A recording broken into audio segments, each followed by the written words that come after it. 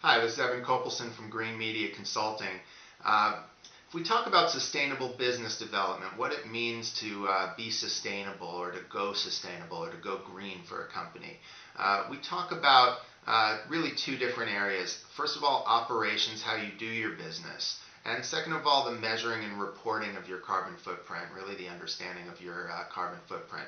So let's look at those in separate areas. In operations, there are really five areas you can break out in sustainable business development: energy, water, sustainable sourcing, recycling programs, and waste management. So let's look at those one at a time. Energy, really, where do you get your energy and what type of energy is it, and how much of it do you use? Is it renewable energy? Is it fossil fuel energy? Are you using a lot? Can you cut back a little? It's really as simple as that. Can you measure how much energy you use in a year and then take steps to reduce that energy? And you can save money and definitely reduce your carbon footprint from that.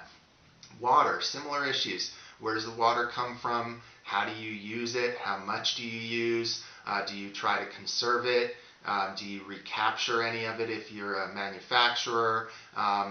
The cradle to grave model of using something and then throwing it into the gutter has been replaced in sustainable business development with the cradle to cradle concept, which is basically taking the output of one part of the process and making that the input of the next part of the process. So a lot of forward-thinking companies will recapture wastewater and then use that wastewater as the input for their next process of manufacturing.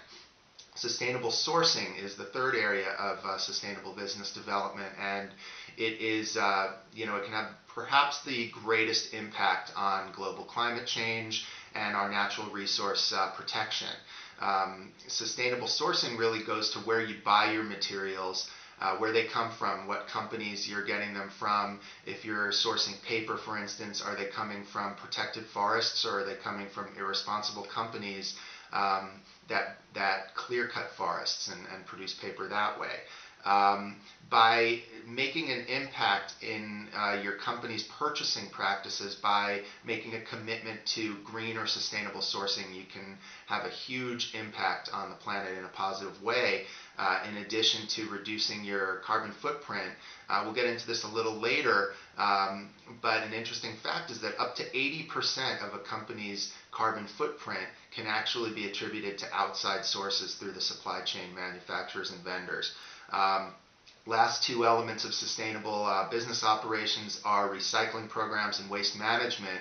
I guess you can look at recycling as part of a comprehensive waste management program, but it helps if you even break it out into those separate areas, because recycling programs really deal with how to minimize or eliminate waste entirely, whereas waste management then deals with, at the end of that process, whatever waste you're left with, what do you do with it? Does it go in a landfill? Can you compost your solid waste?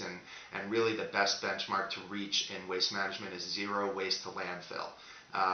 So anyway, those are the five areas of sustainable business development: energy, water, sustainable sourcing, recycling programs, and waste management.